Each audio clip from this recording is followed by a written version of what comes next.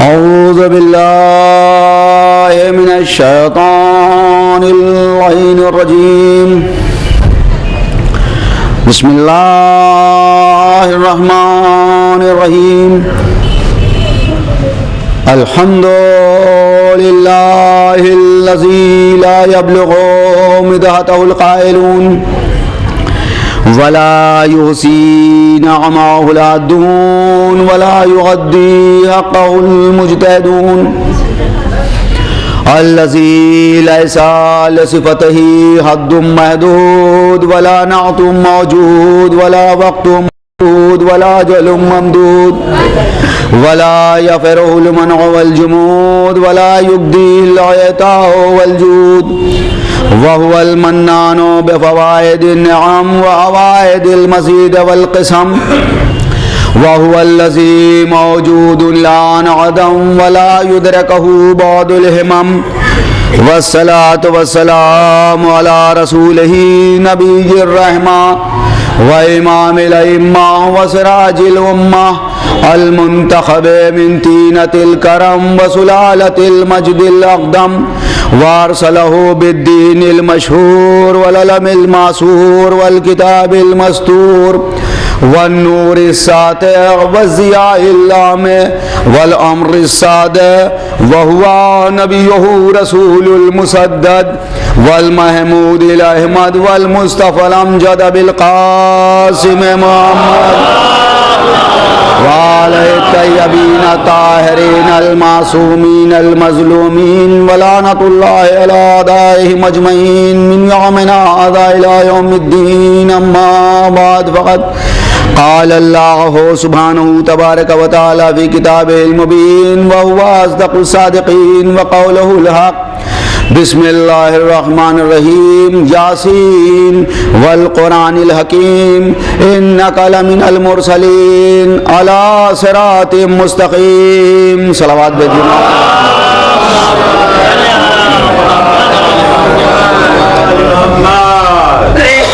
قرآن مجید کا یہ 36واں سورہ جو قلب قرآن کہلاتا ہے، اس کی ابتدا پیغمبر اسلام کے تعارف سے ہو رہی ہے.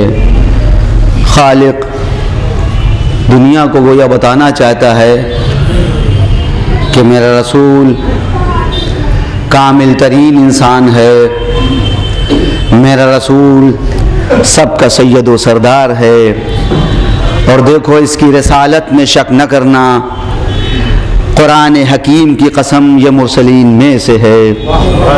اور دیکھو وہ اور ہوں گے جو صراط مستقیم کی طرف ہیں، میرا رسول صراط مستقیم پر ہے. صلوات بھیجیے محمد والے محمد.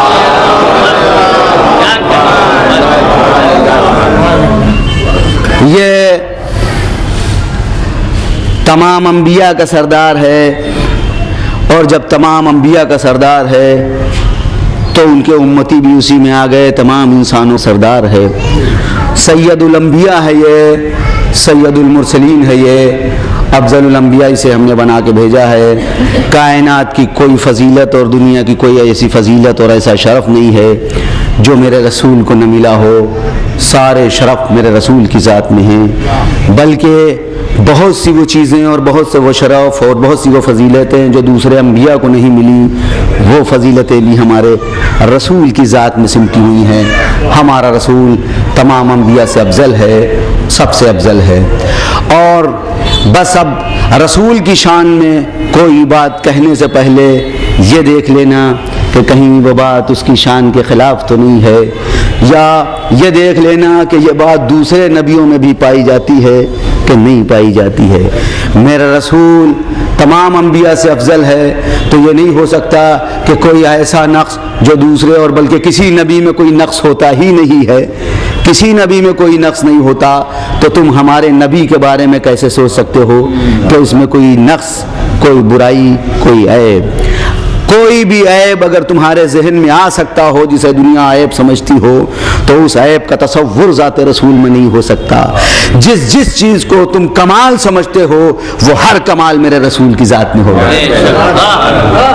اے کامل ترین انسان، اب کوئی کمال ایسا نہیں ہے کہ جو ان کی ذات میں موجود نہ ہو، اور کوئی نقص ان کی ذات میں نہیں ہوگا، اس لیے کہ انہیں خالق کامل ترین انسان کہہ رہا ہے.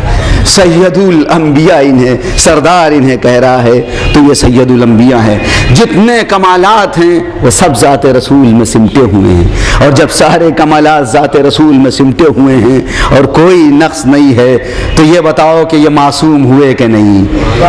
صلوات بھیجیے محمد والے. ممکن ہے آپ کہیں کہ صاحب ان میں کون ہے جو میرے رسول کو غیر معصوم مانتا ہے جو آپ نے یہ بات کہی ہے. نہیں، بہت سے لوگ ایسے ہیں کہ جن کے ذہن میں یہ بات ہے کہ جس طرح ہم سے خطائیں ممکن ہیں اسی طرح معاذ اللہ رسول سے بھی خطائیں ممکن تھیں. اگر ان سے خطا ممکن ہوتی تو انہیں پوری عالم انسانیت کے لیے نمونہ نہ بنایا گیا ہوتا. اگر ان سے خطا ممکن ہوتی تو خالق یہ نہ کہتا من یطع الرسول فقد اطاع اللہ، جس نے رسول کی اطاعت کر لی اس نے گویا میری اطاعت کر لی. اگر ان سے خطا کا امکان ہوتا تو خالق کبھی یہ نہ کہتا ما رمیت اذ رمیت ولکن اللہ رما، اے میرے رسول یہ سنگریزے تم نے نہیں پھینکے ہیں ہم نے پھینکے ہیں. اگر ان سے غلطی کا امکان ہوتا تو خالق کبھی یہ نہ کہتا کہ یہ جو لوگ میرے رسول کے ہاتھ پر بیعت کر رہے ہیں یہ رسول کے ہاتھ پر بیعت نہیں کر رہے ہیں، ان کے ہاتھ پر تو اللہ کا ہاتھ ہے، یہ اللہ کے ہاتھ پر بیعت کر رہے ہیں. ان کے قول کو بھی خالق کہہ رہا ہے اپنا قول، ان کے عمل کو بھی خالق اپنا عمل کہہ رہا ہے. قول پر ما ینطق عن الہوا کی مہر لگا رہا ہے. والنجم اذا ہوا ما ضل صاحبکم وما غوا وما ینطق عن الہوا ان هو الا وحی یوحی. قسم ہے ستارے کی جب کہ وہ جھکا، تمہارا رسول نہ تو بہکا، تمہارا صاحب نہ تو بہکا نہ تو گمراہ ہوا. میرے معبود کیا تیرے رسول کو کسی نے بہکا ہوا کہا ہے؟ کیا کہنا ہے؟ پالنے والے کیا تیرے رسول کو کسی گمراہ نے گمراہ کہا ہے؟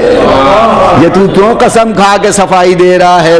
جو تیرے رسول کو بہکا ہوا کہہ دے وہ خود بہکا ہوا ہوگا، جو تیرے رسول کو گمراہ کہہ دے وہ خود گمراہ ہوگا.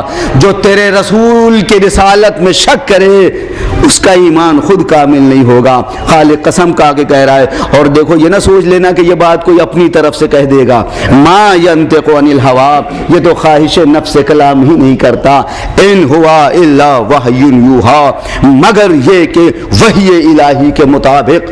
یہاں پر لوگ اکثر اس کا ترجمہ کر دیتے ہیں کہ میرا رسول اس وقت تک کلام ہی نہیں کرتا جب تک اس پر وحی نازل نہ ہو. اب تک اور جب تک کے لیے کوئی لفظ یہاں نہیں ہے. میرا رسول خواہش نفس سے کلام ہی نہیں کرتا مگر یہ کہ وحی الہی کے مطابق، یعنی جو کچھ یہ بولتا ہے وہ میری وحی ہوتی ہے. صلوات بھیجیے محمد والے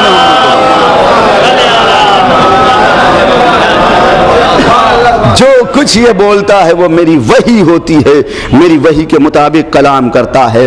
اور اب جب یہ بولتا ہے میری مرضی کے مطابق، جب یہ عمل کرتا ہے میری مرضی کے مطابق، جب اس کا بولنا میرا بولنا ہے، جب اس کا قول میرا قول ہے، جب اس کا عمل میرا عمل ہے، جب اس کے ہاتھ پر بیعت کرنا میرے ہاتھ پر بیعت کرنا ہے، تو اب دیکھو اگر تم اس کی عصمت پر شک کرتے ہو تو اس کے معنی میرے بے خطا ہونے میں تمہیں شک ہے. تمہیں میرے بے خطا ہونے میں شک ہے، تم مجھے بے خطا نہیں سمجھتے. اس لیے کہ میں کہہ رہا ہوں اگر اس کی عصمت میں تم نے شک کیا تو بات یہیں تک نہیں رہے گی، مجھ تک آ جائے گی. صلوات بھیجیے محمد والے. میں نے آپ حضرات کی خدمت میں عرض کیا ہے پچھلی مجالس میں کہ شان رسالت کو گھٹانے کے لیے نہ معلوم کیسی کیسی باتیں کی گئیں. کبھی پیغمبر اسلام کے مثلا آبا و اجداد کے سلسلے میں، والدین کے سلسلے میں اس طرح کی روایتیں بیان کی گئیں کہ مثلا معاذ اللہ ان کے والدین مشرک تھے، یا آبا و اجداد کے سلسلے میں اس طرح کی باتیں کہی جاتی ہیں، یا مثلا یہ کہا گیا کہ انہوں نے کسی کنیز کا دودھ پیا پیغمبر اسلام نے. اس طرح کی باتیں جو کہی گئی وہ بالکل بے بنیاد یا جبریل نے پڑھایا پیغمبر اسلام کو، یا کہا جاتا ہے کہ وہ صاحب پڑھے لکھے نہیں تھے، اس طرح کی باتیں میں نے آپ کی خدمت میں عرض کی۔ ایک بات اس وقت آپ کی خدمت میں اور عرض کروں، لوگ کہتے ہیں کہ رسول اسلام کو علم غیب نہیں تھا۔ ایک صلوات بھیجیے محمد والے محمد۔ علم غیب نہیں تھا۔ تاریخ میں بے شمار واقعات ایسے ملتے ہیں کہ جو خود ثابت کرتے ہیں کہ پیغمبر اسلام علم غیب رکھتے تھے، ان کی پیشین گوئیاں آج تک موجود ہیں اور سامنے ہیں۔ بس دو ایک باتیں آپ کی خدمت میں اور اس کے بعد اپنے موضوع سے متعلق بات کو آگے بڑھاتا ہوں۔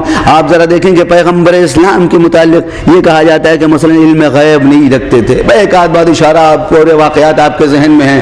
آپ دیکھیں کہ پیغمبر اسلام نے مثلا یہ فرمایا تھا کہ میرے بعد میری امت میں 73 فرقے ہوں گے۔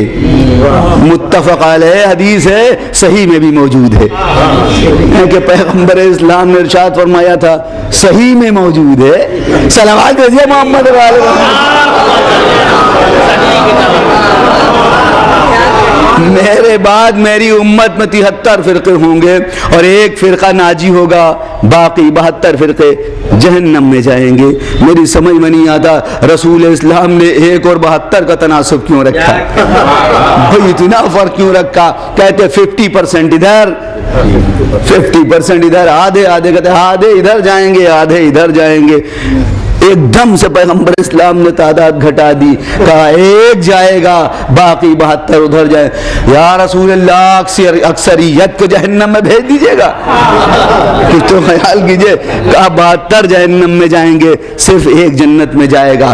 دنیا اسلام سے میں پوچھنا چاہتا ہوں، رسول نے کل کہا تھا 72 نہیں 73 ہوں گے، اس وقت تو سب ایک تھے، آج 73 ہیں کہ نہیں؟ رسول نے جب کہا تھا کہ 73 ہو جائیں گے تب تو ایک ہی تھا، آج 73 ہیں کہ نہیں؟ تو جب 73 ہیں تو رسول نے کل کہا تھا، آج وہ بات ثابت ہو گئی۔ مانیے کہ رسول کو علم غیب ہے ہوتا ہے، رسول کو علم غیب ہوتا ہے، ورنہ یہ بات کیسے ثابت ہوگی؟ ارے میں متفق علیہ ایک بات آپ کی خدمت میں پیش کروں۔ رسول ازواج کے درمیان بیٹھے ہیں، گفتگو ادھر ادھر کی ہو رہی ہے، باتیں ہو رہی ہیں۔ اب ازواج بھی ممکن ہے کچھ اچھے موڈ میں ہوں، رسول بھی اچھے موڈ میں ہوں، مگر رسول اسلام نے جب حد سے زیادہ خوشی دیکھی تو آپ نے فرمایا زیادہ خوش ہونے کی ضرورت نہیں، تم میں سے ایک وہ ہوں گی جن پر ہوا آپ کے کتے بھونکیں گے۔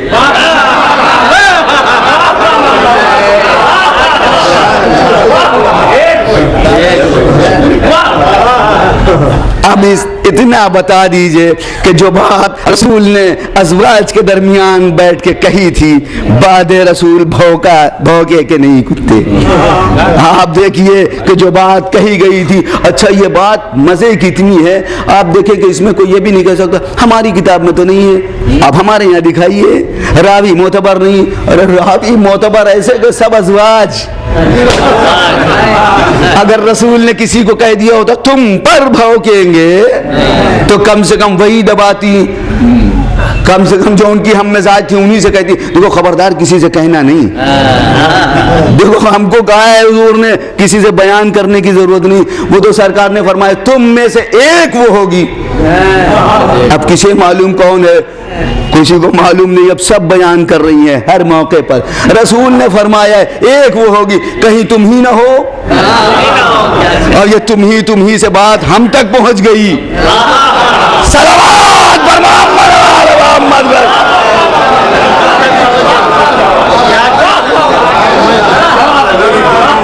کہیں تم ہی نہ ہو، کہیں تم ہی نہ ہو، تم ہی سے بات ہم تک پہنچ گئی۔ متواتر ہے یہ حدیث، ایسا نہیں ہے کوئی کہتے صحیح سب کے یہاں پہنچ گئی۔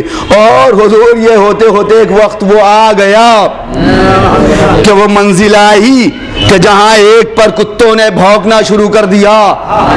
اب کتوں کو کون سمجھائے کہ یہ موقع بھونکنے کا نہیں ہے؟ اب ان کو کون سمجھائے کہ یہ موقع بھونکنے کا نہیں ہے؟ جب انہوں نے بھونکنا شروع کر دیا تو انہوں نے پوچھا کہ یہ کون سی جگہ ہے؟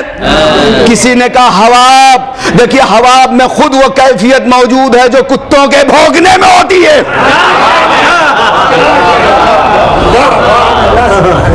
انہوں نے کہا ہاں یہ وہی جگہ ہے. رسول نے فرمایا تھا کہ ایک وہ ہوگی جس پر کتے بھونکیں گے اور وہ حق کی راہ میں نہیں ہوگی, باطل کی راہ میں اس کے قدم بڑھ رہے ہوں گے, میں واپس جا رہی ہوں. مگر اب دیکھیے کہ لوگوں نے کیا کیا, سازش کیا تھی کہ گئے جلدی سے لوگوں کو بلا کے لائے, چلو چل کے گواہی دے دو کہ یہ وہ جگہ نہیں ہے, یہ وہ جگہ نہیں ہے. لوگوں نے آ کے جھوٹی گواہی دی اور آ کے کہا کہ وہ مقام تو بہت پیچھے چھوٹ گیا ہے, اس سے تو آپ آگے نکل آئی ہیں. بھئی چلیے مقام پیچھے رہ گیا, یہ کتوں کے بھونکنے کا کیا ہوگا؟ صلوات برباد برباد محمد.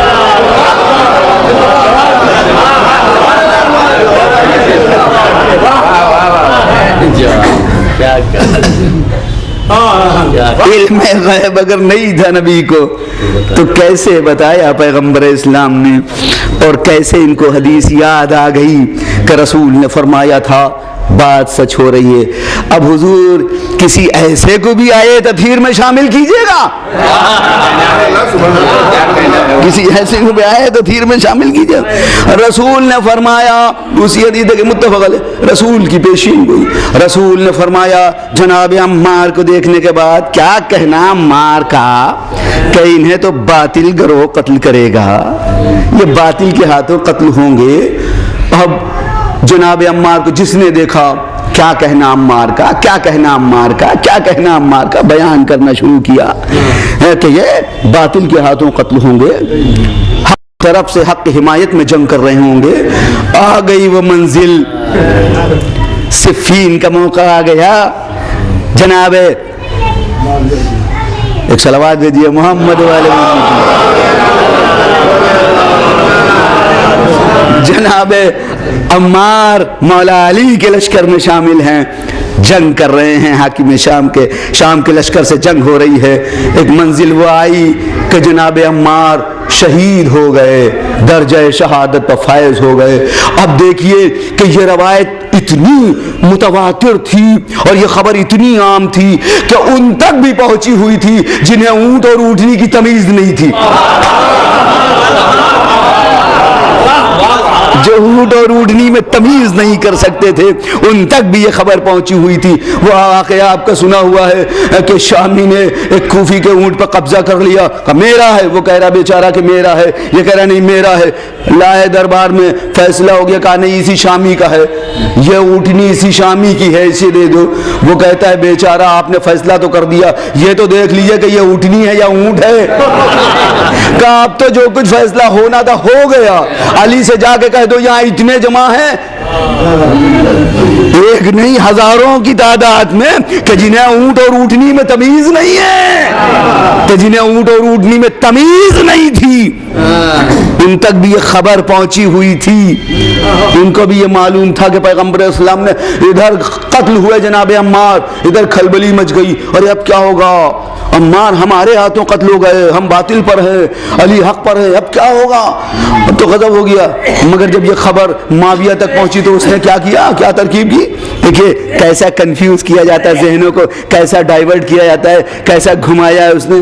کہا بھائی اصل میں بات یہ ہے کہ اس میں ہماری کیا خطا ہے, تم لوگوں کی کیا خطا ہے, یہ تو خطا علی کی ہے. جب جانتے تھے کہ عمار ایسے بزرگ صحابی ہیں تو انہیں لائے کیوں, نہ علی لاتے نہ عمار قتل ہوتے, اصل میں تو علی قاتل ہوئے. اور جب یہ مولا تک بات پہنچی, مولا نے مسکرا کے کہا کہ پھر حمزہ کے بارے میں کیا خیال ہے. صلوات برباد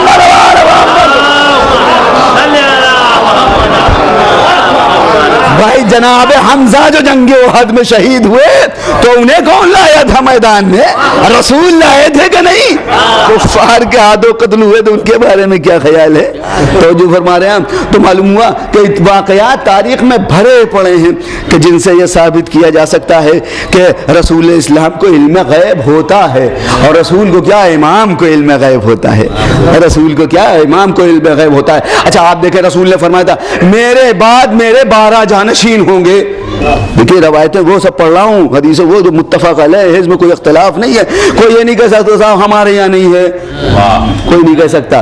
رسول اسلام نے فرمایا میرے بعد میرے 12 جانشین ہوں گے.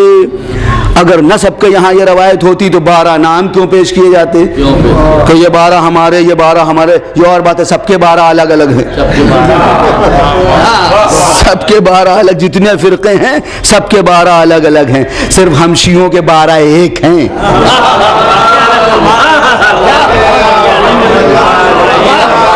اور حضور یہ سب ایک ایسے ہیں، سب ایک ایسے ہیں کہ ان میں برائے نام بھی فرق نہیں ہے. میں نے ایک بات کہی ہے، توجہ نہیں فرمائی آپ نے، کہ یہ سب ایسے ہیں کہ جن میں برائے نام بھی فرق نہیں ہے. ارے کئی ناموں کا فرق ہوتا ہے، یہاں تو سب کے سب محمد ہیں.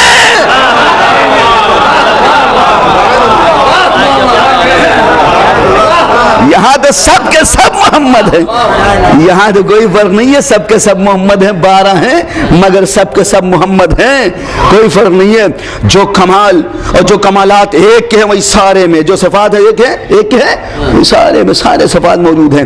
یاد رکھیے کہ رسول سے لے کر پہلے محمد سے لے کر آخری محمد تک آپ دیکھتے چلے جائیے، سارے کمالات جو پہلے محمد میں ملیں گے وہ آخری محمد میں ملیں گے. اور میں برابر یہ بات عرض کر رہا ہوں آپ کی خدمت میں کہ سوائے مرتبہ ختم نبوت کے ساری فضیلتیں آل رسول میں ملیں گی، سارے کمالات آل رسول میں ملیں گے جو رسول میں ہیں. بلکہ حضور میں اب کیا عرض کروں آپ کی خدمت میں، کیا قرآن میں تو کہیں کہیں ایسا لگتا ہے جیسے خدا انہیں بڑھائے دے رہا ہو، انہیں بڑھا رہا ہو. ہم سے کہتی ہے دنیا یہ بڑھا دیتے ہیں، ہم نہیں بڑھاتے ہیں. یہ کہنا ہو تو خدا سے کہیے. مثلا بات آ گئی تو میں ذہن میں میں عرض کر دوں آپ کی خدمت میں، ذہن میں بات آ گئی ہے کہ پیغمبر اسلام کے لیے آیت ملتی ہے کہ وَكَيْفَ إِذَا جِئْنَا مِن كُلِّ أُمَّةٍ بِشَهِيدٍ وَجِئْنَا بِكَ عَلَىٰ هَٰؤُلَاءِ شَهِيدًا. اے میرا رسول وہ دن کیسا ہوگا جب ہم ہر امت میں سے گواہ کو لائیں گے اور آپ کو ان گواہوں پر گواہ قرار دیں گے. تو ہر امت کا گواہ اس کا نبی ہے. آدم اپنی امت پر گواہ ہیں، نوح اپنی امت پر گواہ ہیں، ابراہیم اپنی امت پر گواہ ہیں، موسیٰ اپنی امت پر گواہ ہیں، عیسیٰ اپنی امت پر گواہ ہیں. یعنی ہمارے رسول تمام انبیاء پر گواہ ہیں. اس کے معنی ہے کہ جو حیثیت تمام امتوں کی ان کے انبیاء کے سامنے ہے وہ حیثیت تمام انبیاء کی ہمارے رسول کے سامنے ہے. پیغمبر اسلام تمام انبیاء پر گواہ ہیں، آدم پر گواہ ہیں، نوح پر گواہ ہیں، ابراہیم پر گواہ ہیں، موسیٰ پر گواہ ہیں، عیسیٰ پر گواہ ہیں. یہی دلیل دی جاتی ہے ان کی افضلیت کی. تمام انبیاء پر افضلیت کی ان کی دلیل یہی ہے کہ جو حیثیت تمام امتوں کی ان کے انبیاء کے سامنے ہے وہ حیثیت تمام انبیاء کی ہمارے رسول کے سامنے ہے. ہر نبی اپنی امت پر گواہ ہے اور ہمارا نبی تمام انبیاء پر گواہ ہے. اب میں آپ سے پوچھنا چاہتا ہوں کہ جب ہمارا نبی آخری نبی تمام انبیاء پر گواہ ہے تو اب جو ان پر گواہ ہوگا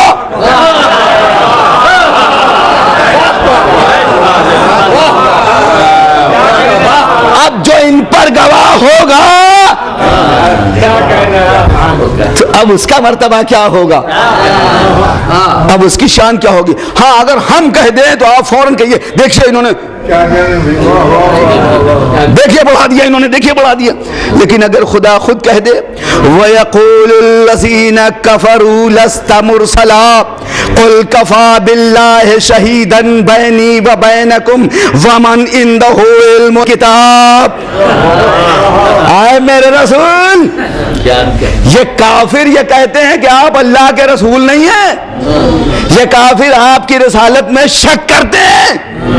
یہ جو آپ کی رسالت میں شک کرتے ہیں یہ کافر، ان سے کہہ دیجئے کہ ہمیں تمہاری گواہی کی ضرورت نہیں ہے. تم اگر کہتے ہو تو کہتے رہو، تمہارے انکار سے کوئی فرق نہیں پڑتا. قل ان سے کہہ دیجئے کفا باللہ شہیدن بینی و بینکم، ہمارے اور تمہارے درمیان گواہی کے لیے ایک اللہ کافی ہے. اور ایک وہ کافی ہے جس کے پاس علم کتاب. رسول تمام انبیاء پر گواہ ہیں اور رسول پر وہ گواہ ہے جو عالم علم کتاب ہے. دنیا نے آج تک تو ہمیں بتایا نہیں کہ کون عالم علم کتاب ہے. ہمارے پاس ہے عالم علم کتاب, ہم بتاتے. بھائی اگر کوئی کہے کہ یہ عالم علم کتاب ہے تو میں کہوں گا ان کے بچپنے کی تاریخ دکھائیے, تاریخ ولادت دکھائیے, پیدا ہوتے ہی قرآن پڑھا کہ نہیں. عالم علم کتاب وہ ہوگا جو اس دنیا میں آتے ہی قرآن سنائے. نہیں, میری بات واضح نہیں ہوئی. عالم علم قرآن کون ہوگا؟ قرآن کی صفت کیا ہے؟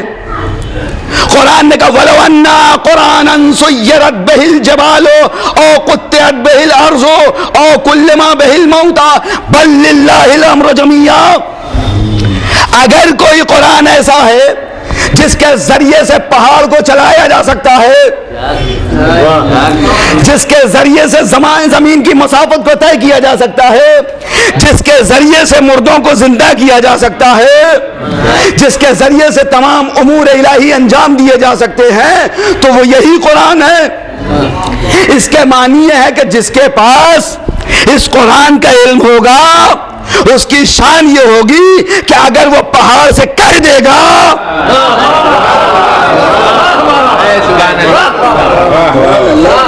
تو پہاڑ اپنی جگہ چھوڑ دے گا. یعنی اس کی زبان میں یہ طاقت ہوگی کہ کہہ دے اگر پہاڑ سے کہ تو ہٹ جا تو پہاڑ اپنی جگہ سے ہٹ جائے گا. پہلی صفت. دوسری صفت اس کی یہ ہوگی کہ چشم زدن میں جہاں چاہے گا پہنچ جائے گا. تیسری صفت یہ ہے کہ اگر ٹھوکر بھی مار دے کسی مردے کو تو زندہ ہو جائے گا. تو اب اگر کوئی یہ کہے صاحب یہ عالم علم کتاب ہے, یہ عالم کتاب ہے, تو ہم کہیں گے دکھائیے یہ صفات, دکھائیے یہ صفات ان میں ہے کہ نہیں. ان سے کہیے یہ پہاڑ کو چلا کے دکھائیں, ان سے کہیے کہ یہ چشمے زدن میں مثلا یہاں لکھنؤ میں بیٹھے ہیں دلی پہنچ کے دکھائیں. مثلا روزمرہ کرتے ہیں مرچوری میں جانے کے بجائے سب یہی لا کے ڈال دیے جائیں, ٹھوکر سے انہیں زندہ کر کے دکھائیں. مگر کسی میں تو یہ کمال موجود نہیں, کہیں تو یہ کوئی یہ کہتا نہیں کہ صاحب ہم میں یہ کمال موجود ہے. آئیے, آپ نہیں دکھا سکتے, ہم دکھا سکتے ہیں. ہم دکھا سکتے ہیں کہ کون وہ لوگ ہیں کہ اگر پہاڑ کو کہہ دیں تو پہاڑ اپنی جگہ سے ہٹ جائے. اگر ہم کہیں کہ یہ وہ لوگ ہیں کہ جو پہاڑ کو کہہ دیں تو پہاڑ ہٹ جائے تو نہ ماننا. اگر وہ خود کہیں کہ مجھ کو اللہ نے یہ طاقت دی ہے کہ میں کہہ دوں تو پہاڑ اپنی جگہ سے ہٹ جائے تو نہ ماننا. لیکن اگر مقابلے پر آنے والے دشمن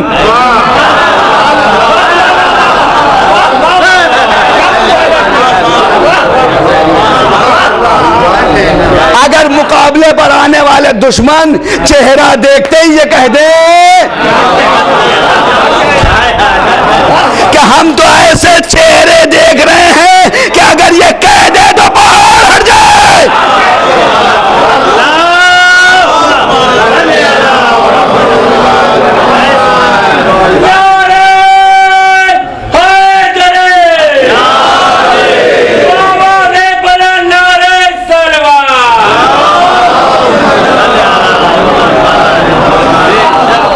ہم کہہ دیں تو نہ مانیے گا, اگر ہم کہہ دیں تو نہ مانیے گا, لیکن مقابلے پر آنے والے دشمن اگر کہہ دیں کہ ہم تو ایسے چہرے دیکھ رہے ہیں کہ اگر کہہ دیں تو پہاڑ اپنی جگہ سے ہٹ جائے تب تو مانیں گے آپ. اب دیکھیے رسول کس کو لے کے میدان مباہلہ میں آ رہے ہیں. یہ تو گھر کی بات نہیں ہے, میدان کی بات ہے.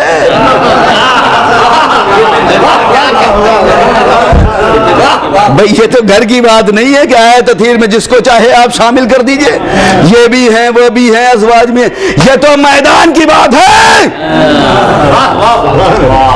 میدان کی بات ہے. کسے لے کے رسول آئے؟ آیت میں تو بڑی گنجائش تھی, قدرت نے جان بوجھ کے گنجائش رکھی تھی, ورنہ لوگ کہتے وہاں تو گنجائش ہی نہیں تھی. آیت میں تو یہی تھا کہ تم 2 بیٹے لے آؤ، ہم دو بیٹے لے آئے، تم ایک کسی خاتون کو لے آؤ، ہم ایک عورت کو لے آئیں، تم جسے اپنا نفس سمجھتے ہو ایک کو لے آؤ، ایک نفس ہم لے آئیں۔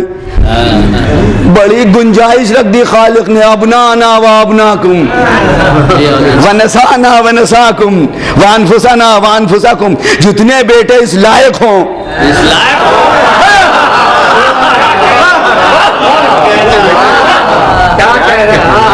اور میرا دل کہتا ہے کہ جب پیغمبر اسلام لے کے چلے ہوں گے، یا جب آیت نازل ہوئی تو لوگوں کے دل میں خیال آیا ہو کہ ہم اس قابل تو نہیں ہیں کہ ہم نبی کے نفس کی جگہ جا سکیں، ہمارے گھر کی عورتیں تو اس لائق نہیں ہیں کہ میدان مباہلہ میں جا سکیں، نسانہ کی منزل میں بھی دیکھیے کون آتا ہے، ابنانا کی منزل میں گنجائش ہے، رسول امت کے لیے باپ کا مرتبہ رکھتے ہیں، ہم سب بیٹے ہیں، لہٰذا ہو سکتا ہے کہ ہم میں سے کسی کو شامل کر لیں، لیکن رسول اسلام 2 بچوں کو لے کے آگے بڑھے، ایک کو گود میں لیا، ایک کی انگلی پکڑی، لے کے چلے۔ ممکن ہے کسی نے اشاروں میں بھی کہا ہو کہ اور ہم، رسول نے کہا ہوگا ابنانا،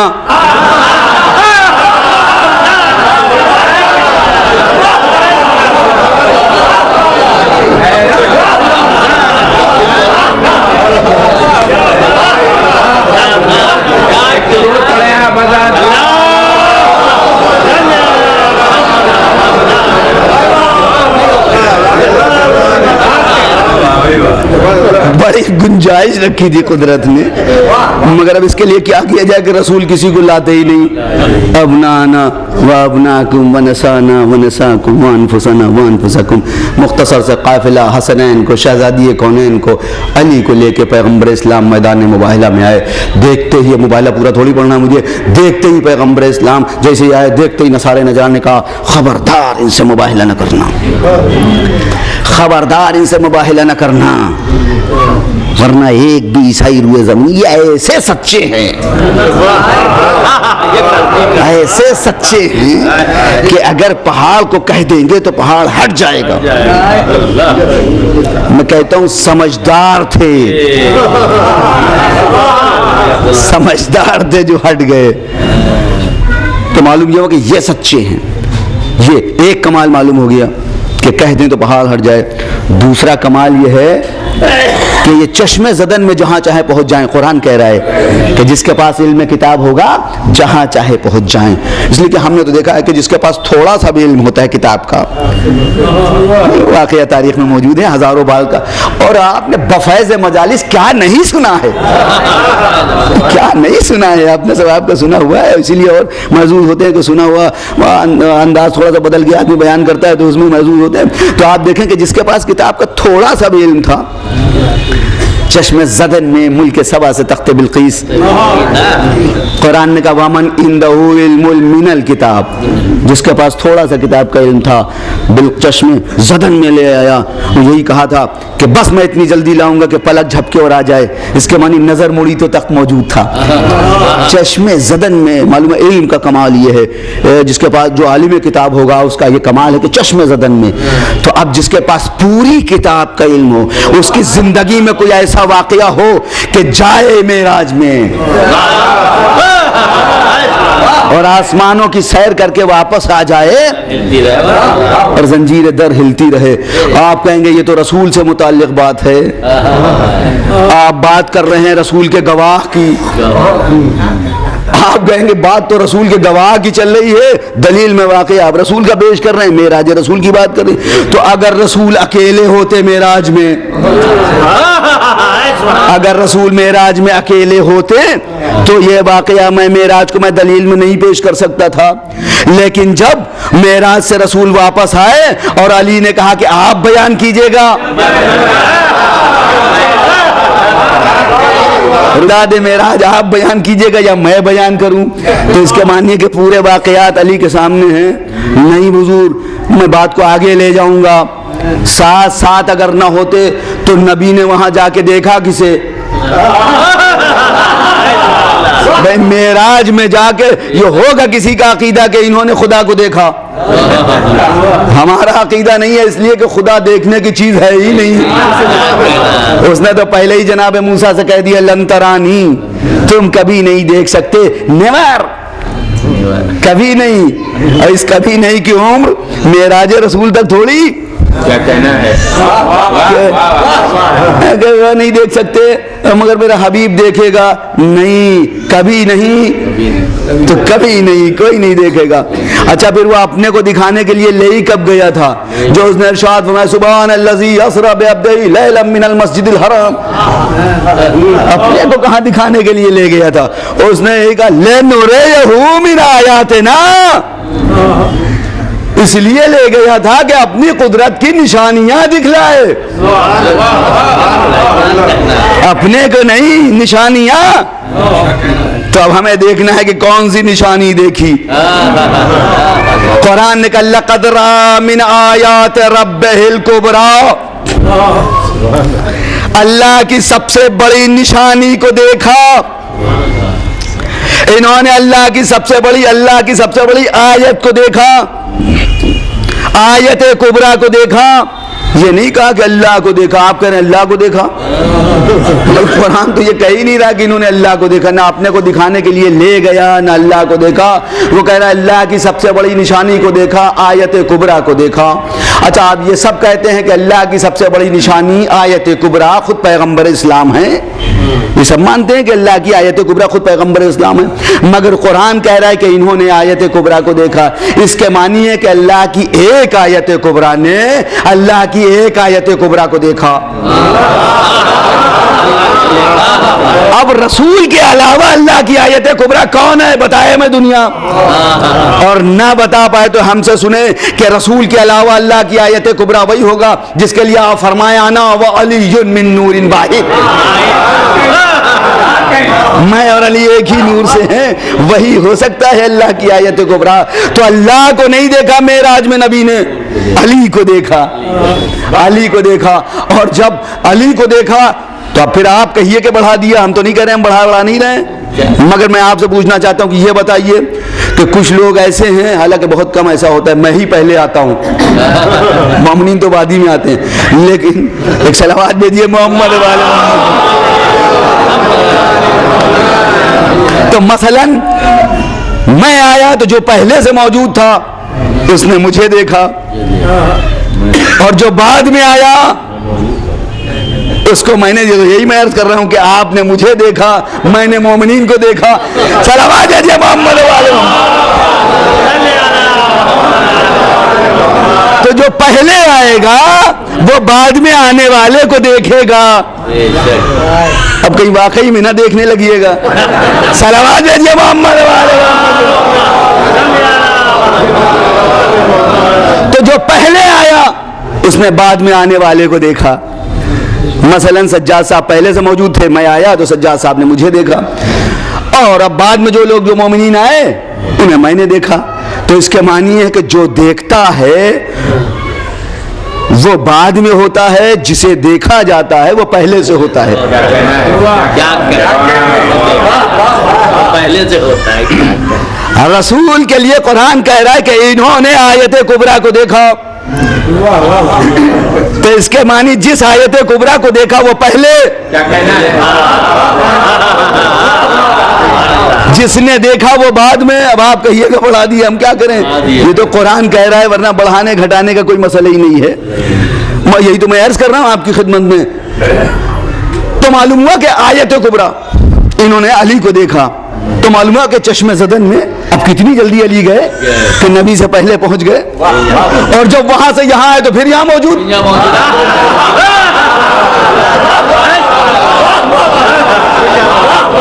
آپ کہتے ہیں بتائیے آپ بیان کیجئے کہ میں بیان کروں, آپ بیان کیجئے کہ میں بیان کروں. تو معلوم یہ ہوا کہ ان کے پاس پوری کتاب کا علم ہے. چشم زدن میں گئے اور واپس آ گئے. تیسری صفت یہ ہے کہ ٹھوکر مار دے تو مردہ زندہ ہو جائے. تاریخ میں اس کے لیے بہت سے واقعات آپ کو مل جائیں گے. زندہ بھی کرتے ہیں, مارتے بھی ہیں. بھئی اگر نصیری بہک گئے تو اس میں ان کی خطا نہیں ہے, معاف کیجیے گا. بھائی ابراہیم نے یہی تو کہا تھا میرا خدا وہ ہے جو مارتا بھی ہے جلاتا بھی ہے. تو اگر نصیری یہی کہہ دیں تو آپ کے پاس کیا ثبوت ہے؟ بھئی یاد رکھیے یہی وجہ ہے یہی وجہ ہے کہ خالق کو سجدہ کر کے انہوں نے بتایا ہے کہ دیکھو اگر ہم خدا ہوتے تو ہم سجدہ کیوں کرتے؟ مردے کو زندہ بھی کر رہے ہیں، زندے کو مردہ بھی کر رہے ہیں، اس کے بعد سجدہ بھی کر رہے ہیں، اس کے بعد سجدہ بھی کر رہے ہیں، اور سجدہ کر کے یہ بتا رہے ہیں کہ دیکھو ہم بندے ہیں خدا نہیں ہیں، ہم بندے ہیں خدا نہیں ہیں۔ خالق نے ہمیں یہ صفات دیا تو یہ ٹھوکر سے مردے کو زندہ بھی کر دے دیتے۔ واقعات سب آپ کے پیش نظر ہے کہ زندے کو مردہ بھی کر دیا۔ اللہ کی نماز پڑھا دیجئے، علی کہتے ہیں کیا پڑھا دوں؟ کہتی پڑھا دیجئے، 3 بار اس نے کہا پڑھا دیجئے، علی کھڑے ہوئے، نماز شروع کی، ختم ہو گئی۔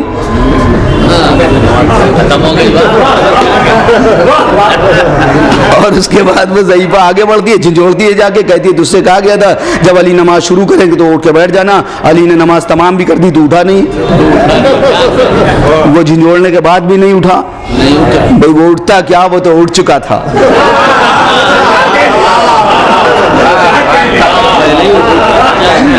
تو معلوم ہے کہ مارتے بھی ہیں اور اس کے بعد جلایا بھی نہیں نے، تو یہ کمال بھی ان کے موجود، بلکہ جو چاہے کر لے، قرآن کہہ رہا ہے جو چاہے تمام امور الہی انجام دے سکتے ہیں جس کے پاس علم کتاب ہوگا۔ سنیں دنیا کہ جس کے پاس علم کتاب ہوگا وہ پہاڑوں کو چلا بھی سکتا ہے، مردوں کو زندہ بھی کر سکتا ہے، چشم زدن میں پوری کائنات کی سیر بھی کر سکتا ہے، جو چاہے وہ کر سکتا ہے، جو کہہ دے وہ ہو جائے۔ دیوار کو کہے سونے کی ہو جائے گی، سنگے سے اٹھا لے کلمہ پڑھنے لگیں گے، حکم دے دے درخت چل کے آ جائے گا، انگلی کا اشارہ کرے گا چاند 2 حصوں میں بٹ جائے گا، ہاتھ اٹھا دے گا ڈوبا ہوا سورج پلٹ آئے گا، ہاتھ دھوتے جائیں گے پانی جواہرات بنتا چلا جائے گا۔ صلوات پر محمد و آل محمد۔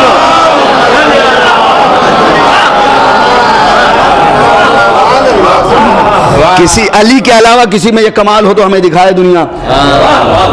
تو معلوم ہوا نبی تمام انبیاء پہ گواہ اور علی نبی پہ گواہ۔ اب آپ بتائیے کہ کس نے بڑھایا؟ خدا نے بڑھایا کہ ہم نے بڑھایا؟ مگر پھر میں عرض کروں گا بڑھانے گھٹانے کا مسئلہ ہی نہیں ہے، ایک ہی نور کے دونوں ٹکڑے ہیں، دونوں کی خلقت۔ رسول اسلام کا نور سب سے پہلے خلق ہوا اور اس کے بعد اس نور کو 2 حصوں میں تقسیم کیا گیا، 2 حصوں میں تقسیم کیا گیا، تو بڑھانے گھٹانے کا کوئی سوال پیدا نہیں ہوتا۔ تو پیغمبر اسلام سید الانبیاء ہیں، تمام کمالات دوسرے نبیوں کو علم غیب ہو سکتا ہے، ہمارے نبی کو علم غیب نہیں ہو سکتا۔ انہوں نے کہا 12 جانشین ہوں گے تو 12 ہوئے، اور نام سب کے بتائے پیغمبر اسلام نے، تو جو نام بتا دیے تھے، جو لقب بتا دیے تھے، وہی لقب وہی نام موجود، وہی لقب۔ تو جتنے کمالات دوسرے انبیاء میں وہ سب موجود، اور ان کے علاوہ بات رہے گی انشاءاللہ، ابھی 2-3-4 مجلسیں اور ہیں، آئندہ آپ سنیے گا کہ جو کمالات دوسرے نبیوں میں وہ سارے کمالات میرے رسول میں موجود، بلکہ بہت سے کمالات ایسے جو دوسروں میں نہیں ہے۔ ہاں محدث دہلوی نے ایک چیز کے بارے میں ضرور لکھا کہ اللہ نے اپنے نبی کو تمام فضیلتیں عطا کی، تمام کمالات عطا کیے، مگر ایک شرف رہ گیا، ایک فضیلت رہ گئی، اور وہ فضیلت ہے شہادت کی۔ محدث دہلوی نے لکھا، وہ یہ کہتے ہیں کہ شرف شہادت سے محروم رہ گئے رسول اسلام، اس لیے کہ اللہ اگر انہیں شہادت 2 قسم کی ہوتی ہے، ایک تلوار کی شہادت اور ایک زہر کی شہادت، اگر اللہ انہیں زہر کی شہادت دیتا تو یہ تلوار کی شہادت سے محروم رہ جاتے، اور اگر تلوار کی شہادت ملتی تو زہر کی شہادت سے محروم رہ جاتے۔ لہذا اللہ نے ان کے دونوں نواسوں کو دونوں طرح کی شہادت دے کر ان کے شرف شہادت کی تکمیل کی ہے۔ میں بات ایک فضیلت کا رخ نکلتا تو میں کیوں نہ عرض کروں کہ میں کہتا ہوں اس منزل پر بھی رک کے سوچ لیجئے، ہم کو نہ کہیے گا کہ ہم بڑھاتے ہیں علی کو۔ محدث دہلوی نے کہا نبی کو اس لیے یہ شرف نہیں ملا کہ ایک شہادت ملتی دوسری رہ جاتی، شرف مکمل نہ ہوتا۔ کیا کہنا میرے مولا علی کا؟ ابن ملجم یہ سوچ کے تلوار زہر میں بجھا رہا تھا کہ علی بچنے نہ پائے، علی مسکرا رہے تھے کہ میرے اس شرف کی بھی تکمیل ہو رہی ہے۔ زہر کی شہادت بھی مل رہی ہے, تلوار کی شہادت بھی مل رہی ہے, میرے دشمن ہی کے ذریعے سے ہی میرے شرف شہادت کی تکمیل ہو گئی. تو وہ کہتے ہیں کہ ایک شرف شہادت نہیں ملا, اس لیے کہ ایک ہی مل سکتا تھا, یا تلوار کی یا زہر کی. دونوں نوازوں کو دونوں طرح کی شہادت دے کر شرف شہادت کی تکمیل کی خالق نے. اب جب حسنین کی شہادت کو انہوں نے مان لیا کہ رسول کی شہادت ہے, تو اب میرے سامنے ہوتے تو میں ان سے پوچھتا اتنا اور بتا دیجئے کہ اب حسنین کے قاتل رسول کے قاتل ہوئے کہ نہیں؟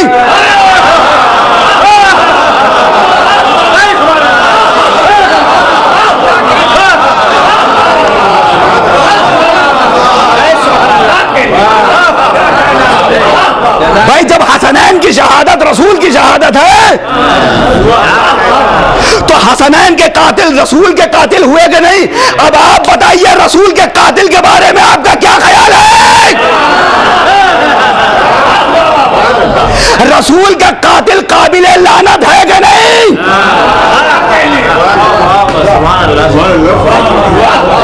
قاتل کے بارے میں کیا خیال ہے؟ حسین کا قاتل رسول کا قاتل ہے.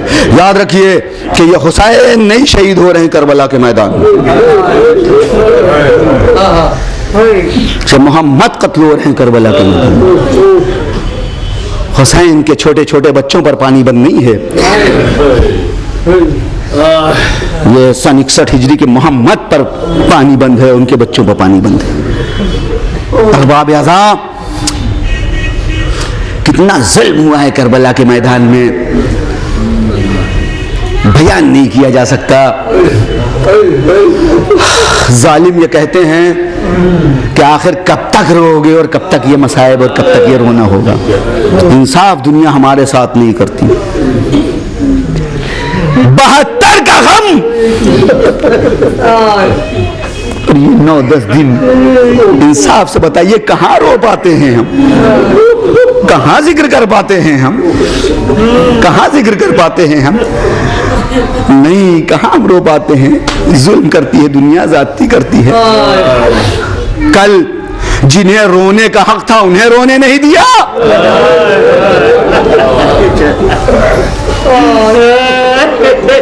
اور آج ہم سے کہتی ہے دنیا کب تک رو گے, آخر کب تک رو گے؟ انصاف سے بتائیے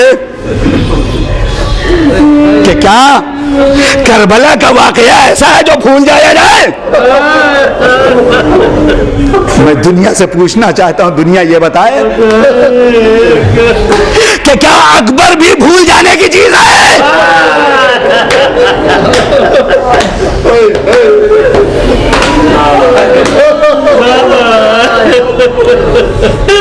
حسین کا 18 برس کا کلیل جوان رسول کی شبیہ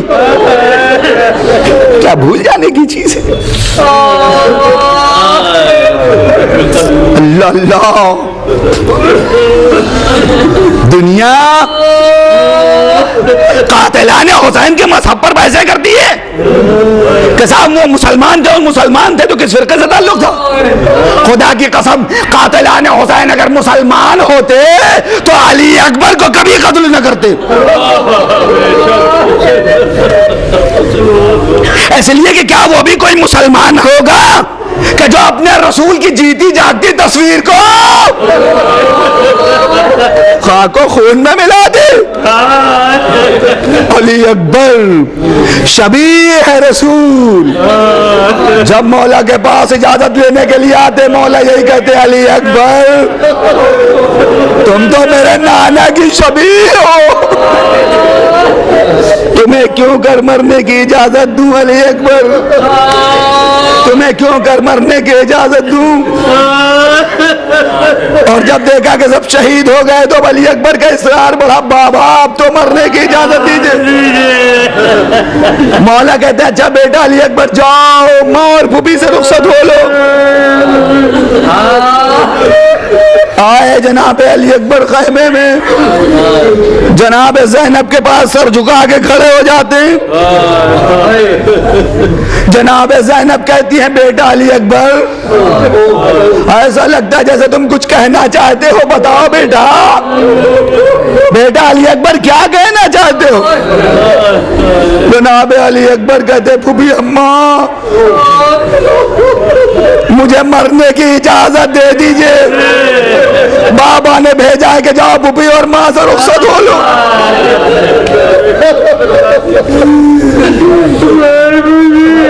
جناب زینب کہتی ہے کہ بیٹا علی اکبر جاؤ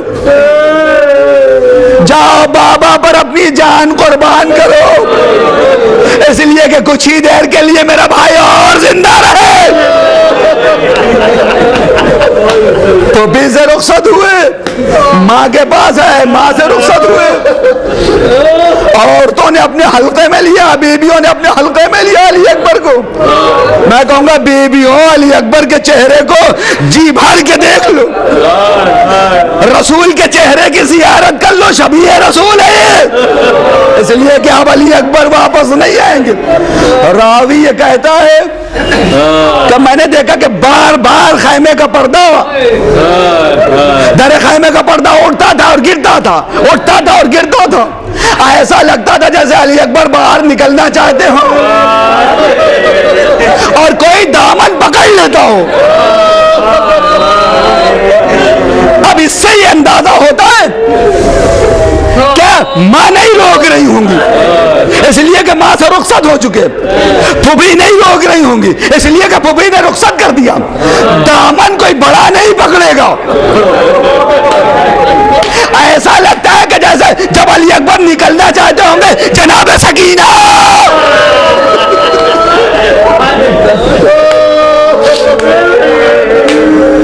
بھیا علی اکبر صبح سے جو بھی مقتل گیا واپس نہیں آیا۔ راوی کہتا اب جو علی اکبر خیمہ سے باہر نکلے تو ایسا لگتا تھا جیسے بڑے گھر سے جنازہ نکل رہا ہو۔ آئے جناب علی اکبر سر جھکا کے کھڑے ہوئے کہتے بابا رخصت ہو کے آ گیا، ماں اور پھوپھی سے میں رخصت ہو کے آ گیا، بابا اجازت دیجئے۔ علی اکبر کو مولا نے رخصت کیا مگر مناجات کے لیے ہاتھ بلند کر دیے۔ پالنے والے گواہ رہنا، اب تیری بارگاہ میں وہ قربان ہونے کے لیے جا رہا ہے جو صورت اور سیرت میں، رفتار اور گفتار میں تیرے رسول سے مشابہ تھا۔ جب میں تیرے حبیب کی زیارت کا مشتاق ہوتا تھا تو علی اکبر کے چہرے کو دیکھ لیتا تھا۔ لیجیے ارباب اعضاء علی اکبر مقتل کی طرف چلے، رخصت کیا علی اکبر کو، لیکن ابھی کچھ دور چلے تھے کہ ایسا لگا جیسے کوئی پیچھے پیچھے آ رہا ہو۔ مڑ کے جناب علی اکبر نے دیکھا تو کیا دیکھا کہ امام پیچھے پیچھے آ رہے، جلدی سے گھوڑے سے اترے اور کہتے بابا آپ نے تو مجھے رخصت کر دیا تھا، آپ کیوں زحمت کی آپ نے؟ عجب فکرہ کا خدا کے قسم میرے مولا، اے اکبر کاش تم صاحب اولاد ہوتے،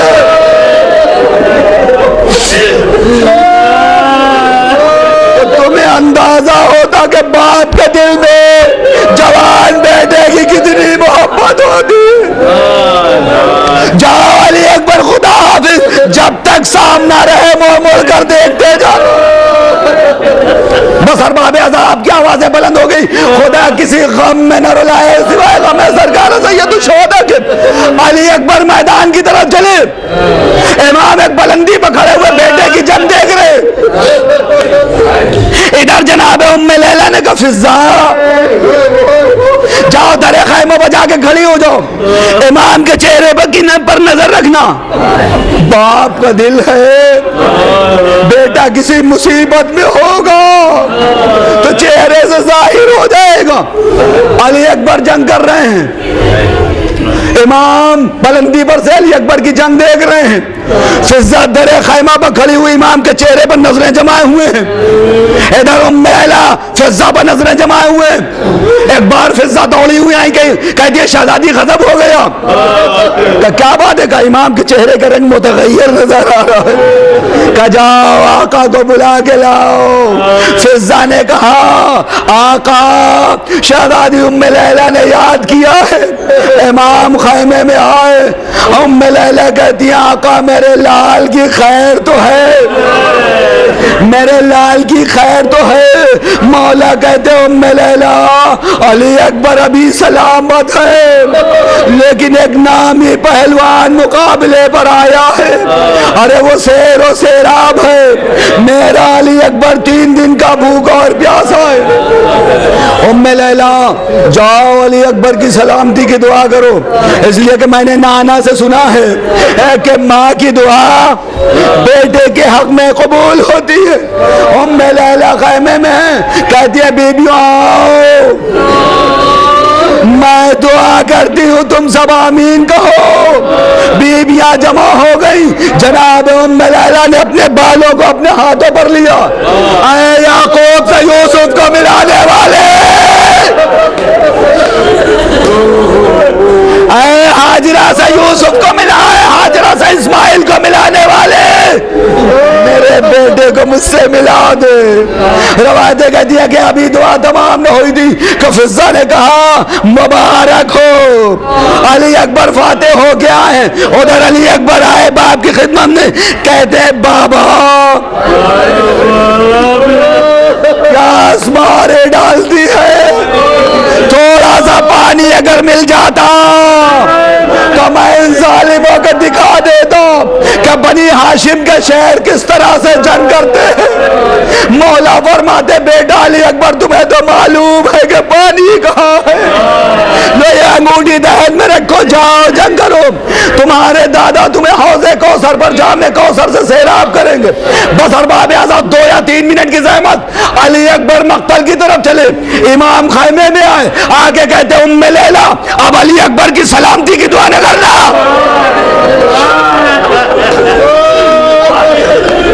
ام لیلا اب علی اکبر کی سلامتی کی دعا نہ کرنا, اس لیے کہ اب علی اکبر قربان ہونے کے لیے گئے.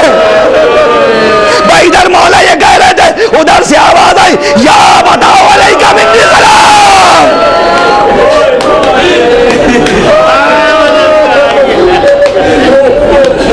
اے بابا میرا سلام آخر قبول کیجئے, اے بابا میرا سلام آخر قبول کیجئے. اچھا عجیب و غریب بات ہے, جو بھی شہید زخموں سے چور ہو کے گھوڑے سے گرا اس نے یہی کہا آقا میری مدد کیجئے. صرف جناب علی اکبر نے یہ کہا بابا میرا سلام قبول کیجئے. اے شہزادے جو بھی زخموں سے چور ہو کے گرا اس نے یہی کہا مدد کیجئے آقا. آپ بھی یہ کہیے بابا مدد کے لیے آئیے, مگر یہ نہیں کہا. عجب نہیں شہزادہ جواب دے نادان, ارے تو نے دیکھا نہیں میرا بابا جس شہید کے سرانے جاتا تھا ارے میں ساتھ ساتھ ہوتا تھا, اپنے بابا کو سہارا دیتا تھا. اب کون ہے جو میرے بابا کو سہارا دے گا؟ لہذا بابا سے یہ عرض آنے کی زحمت نہ کیجیے گا, بس میرا سلام قبول کر لیجئے. ارباب اعضاء امام مقتل کی طرف چلے. یا علی یا علی یا علی کہتے ہوئے مولا مقتل کی طرف